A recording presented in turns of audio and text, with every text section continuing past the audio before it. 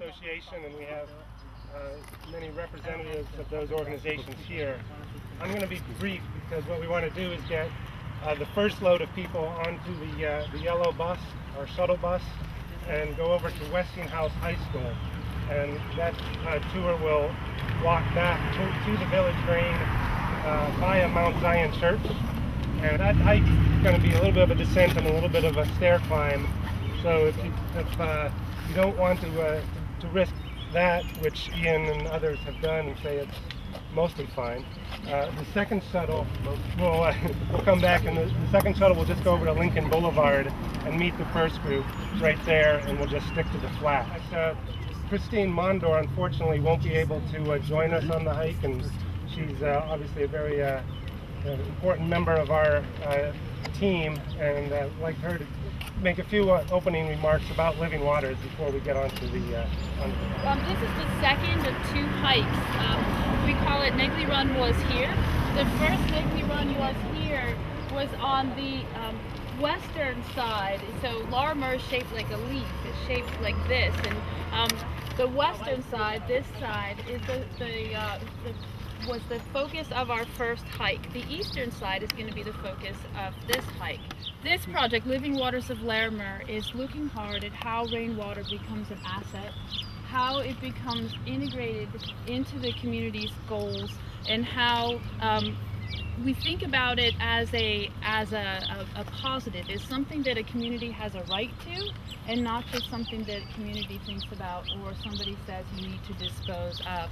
And so the team has been working, building on the neighborhood plans that have been done from 2007, 2008, 2009, all the way through the Choice Neighborhoods projects, which you see.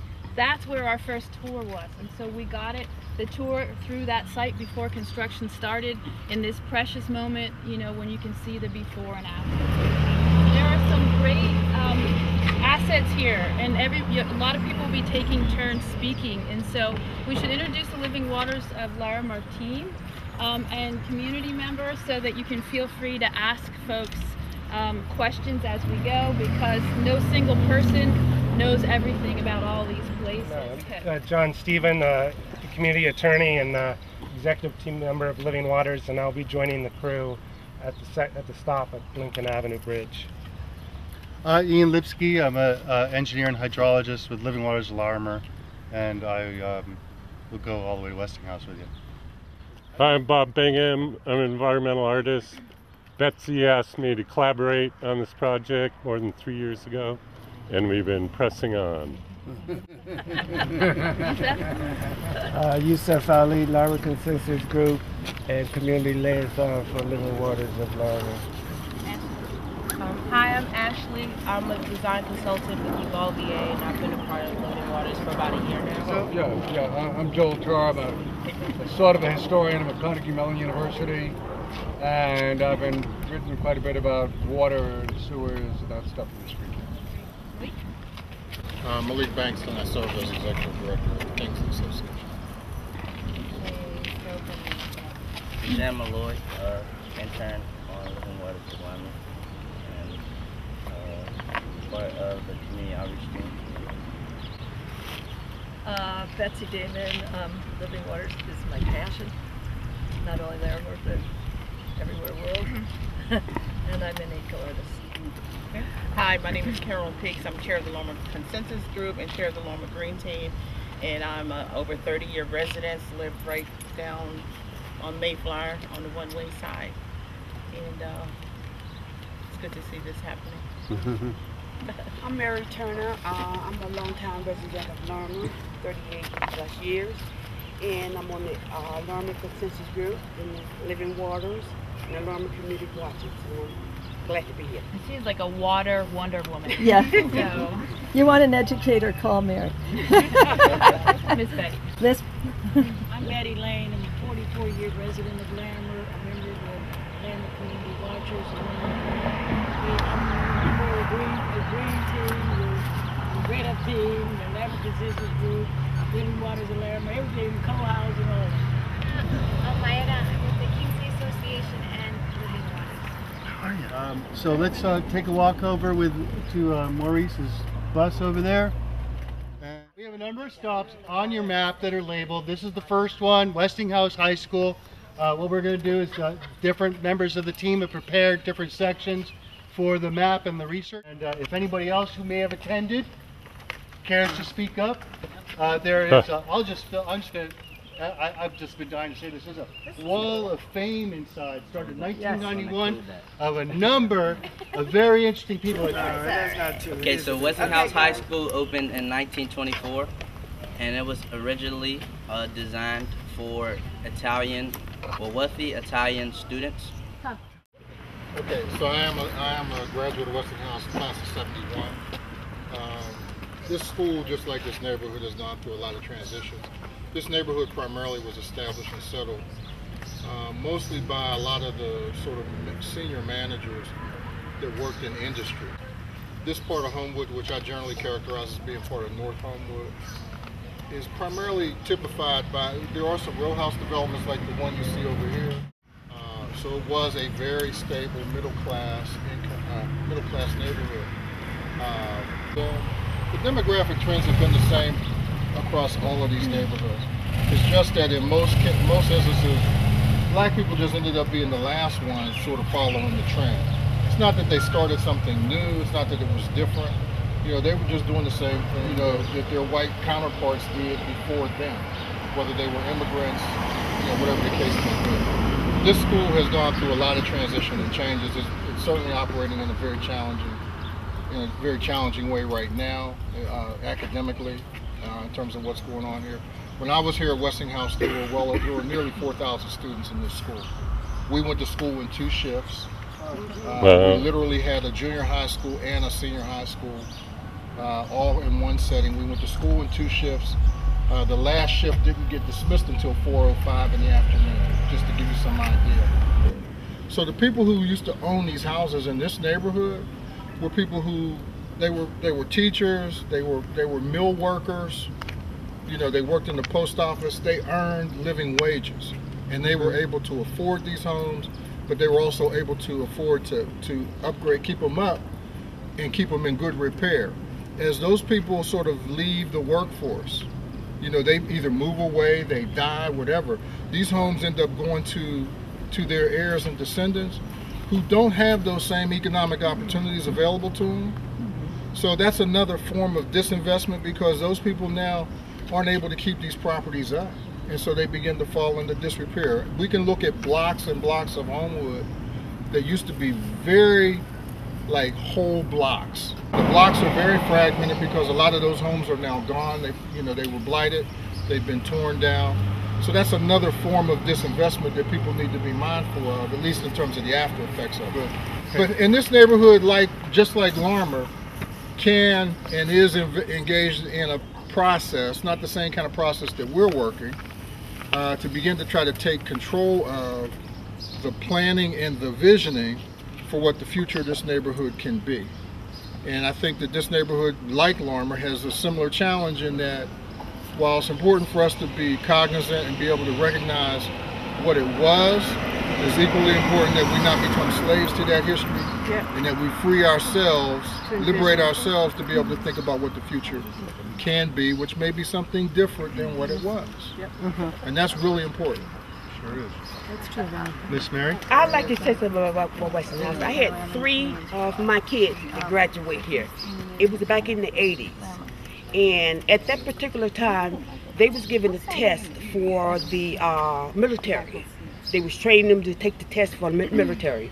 And when 2 of my boys got out of the school and they went and took the test, when they graduated on the 14th of June, they was gone the next 2 days. And my daughter in another Magnum class they had here was cosmetology. And my daughter for 4 years took cosmetology here, and she came out a high honor roll. So there was something good about this school, especially back in the 80s. It was something good with them. I used to live here on Fielding Way, where if you graduated from Westinghouse, you was assured a job. That's how good it was. So in the latter years, what happened to it, it must have went down. But at one point, this was a good school. I I'll just move us forward. So as the hydrologist here, I'll point out some of the landscape issues that we see. You can kind of tell just beyond that ledge over there, there's a ravine that passes down and into the space behind the building where we're going to go. That was one of the streams that came in, fed Silver Lake. If you go over this way a little bit further, there's another little ravine that you'll see the depression. So I'm just encouraging you to read the landscape, see where the water was coming from. Most all of Homewood and Lincoln Leamington was drained through this area, came together, emptied into Silver Lake at one time. Well, this is an ArcGIS map that I have. Just a sec. I have to get where the water used to flow.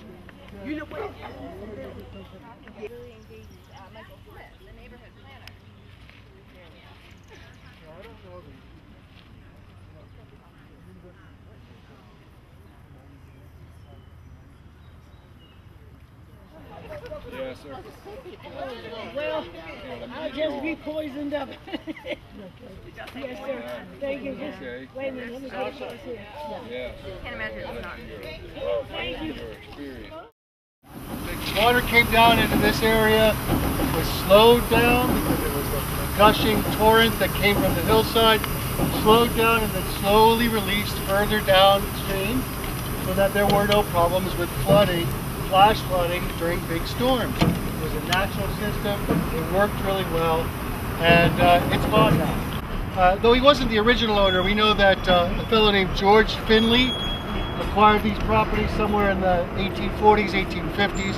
His family held on to the properties, owned them for several decades. Not just this area, but the area surrounding, parts up until Larimer too. There's actually an area called the Finley Plan. There's also Finley Street. There's also Finley Street. That was all George Finley. His actual home was one of the last houses on Millionaire Row, which was up on where the Pittsburgh Hospital was. Now is the Forbes.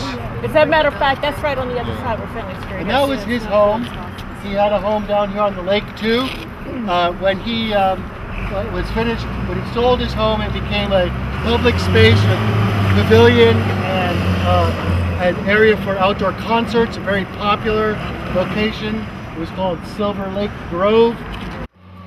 One of the things that Mr. Finley was doing in the middle of the 19th century was experimenting with carp farming and raising fish for food. And he did that in these man-made or manipulated lake systems and this was one of them. This was his largest project, and he raised carp and sold that carp and was writing and passing on his knowledge about managing these systems. 1930s, the area became very filthy. It was neglected. Finley was no longer involved. Trash was coming down the hill from all the runoff and overflows that were happening here. This was a neglected, smelly area. Some folks in Westinghouse High School made an effort to clean it up, restore it back to some usable condition. That didn't work. And in the 1930s, it was filled in. And in 1949, opened the Silver Lake Drive-In, one of only 2 drive-in theaters in the city of Pittsburgh. It was a very popular space. Lots and lots of local people remember the Silver Lake Drive-In. And it was a popular place to come until about 1968.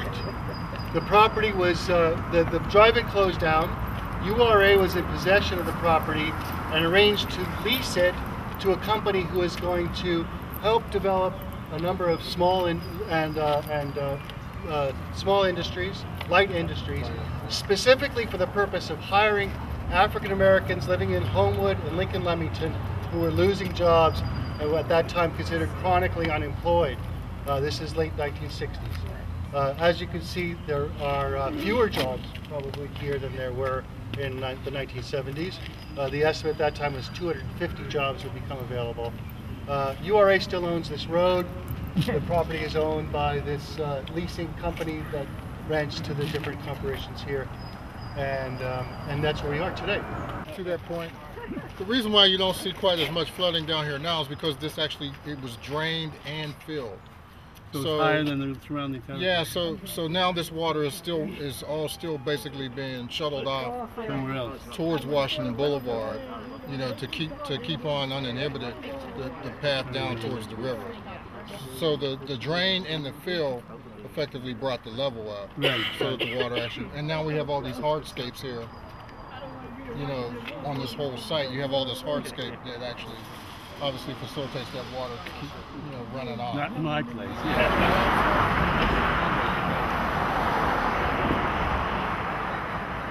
It's the beginning of the.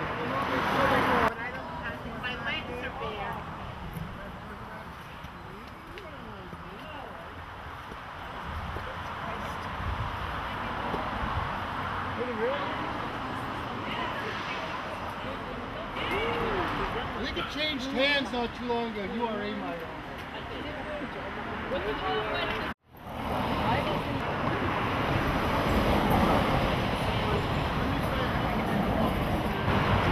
Is the city of stairs, and so across this city, there were a very extensive network of stairs like these ones that we just like came on the up, south side, that connected neighborhoods that were very, very heavily used.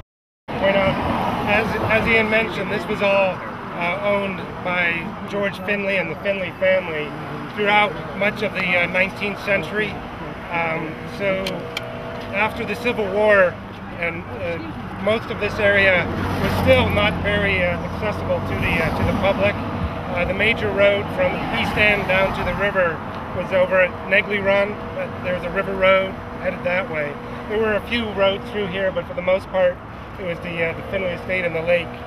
Between here and Larimer Avenue Bridge, there was the East End Gas Company, which was formed right around Civil War time, and I think Judge Mellon was one of the first founders. And really, that East End Gas Company powered a lot of the gas lights of the East End in the late 19th century. Towards the end of the 19th century, 1895 or so, City Council passed an ordinance to finally connect Fifth Avenue down towards the Allegheny River Boulevard. And that was done in the spirit of then Edward Bigelow, the city public works director, who was responsible for many of our grand parks. He was the one that chased down Mary Shenley and got Shenley Park dedicated to the city. And he was promoting the idea of a big boulevard to connect all of these city assets, the city parks. And it was called Beechwood Boulevard through the East End. Eventually, the portion that went down to downtown got his name. It was called Bigelow Boulevard. But that was part of the whole system. The priority was to make these streets railed, for light rail. So all light rail ran all through this area, out through the whole city, through the whole region. Part of Bigelow's vision was that these large boulevards that he was going to build would not have light rail, but they would be used more for pedestrians, bicycles, carts, and the burgeoning automobile. So it was seen sort of as a luxury / leisure corridor. Okay, so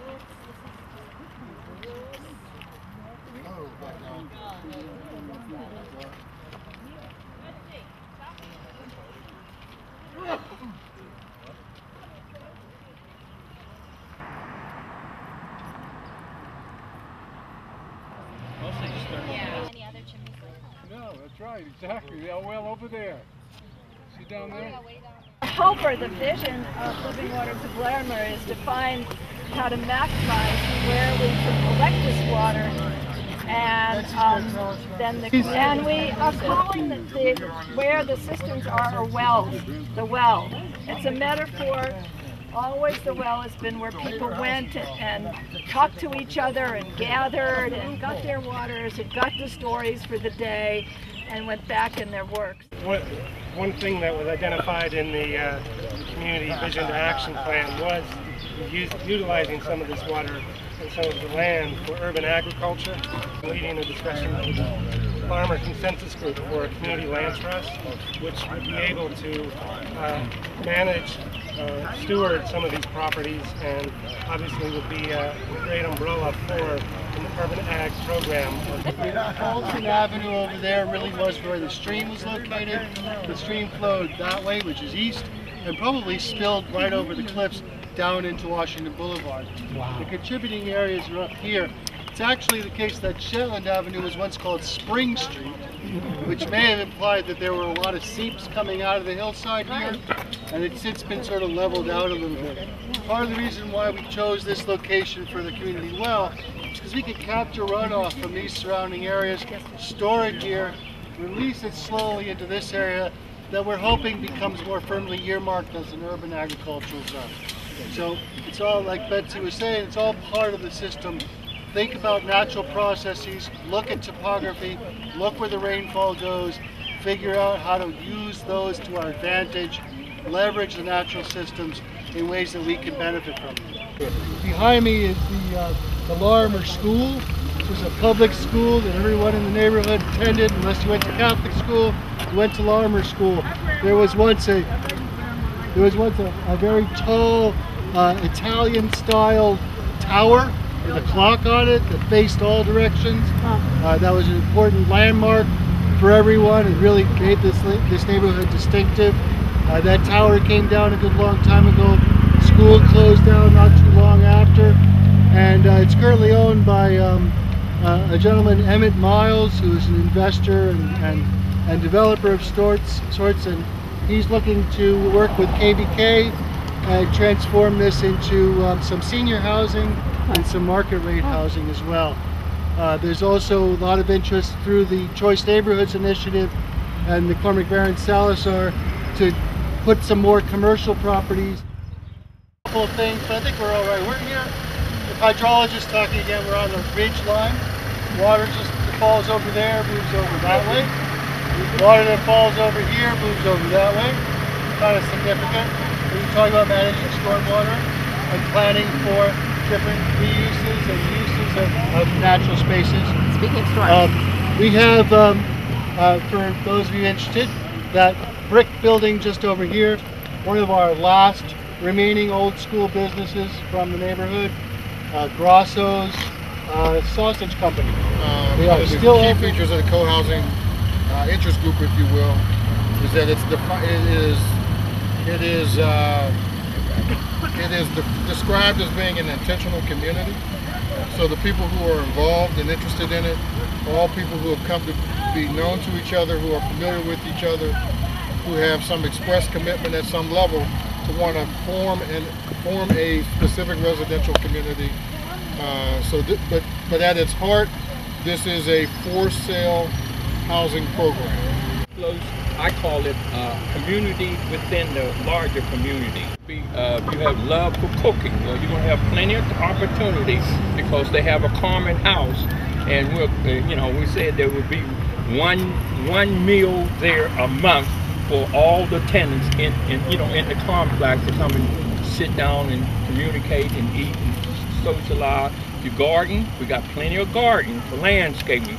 The commercial development interest is, I'll say it's latent, because the work that they're primarily responsible for and that they're signed on for now through the Choice Neighborhoods Initiative is centered on mixed income housing.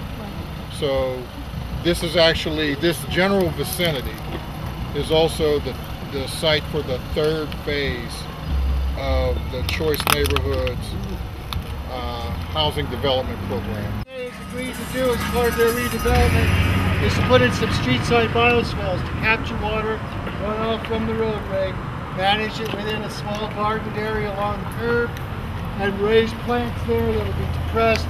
It's an innovative process that's being implemented throughout the country in different cities.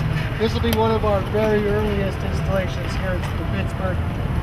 It's going to be maintained by Public Works. So a lot of these systems for how we're going to manage green infrastructure and stormwater within our communities, a lot of those systems have not yet been worked out. This is one place where we're starting to work it out.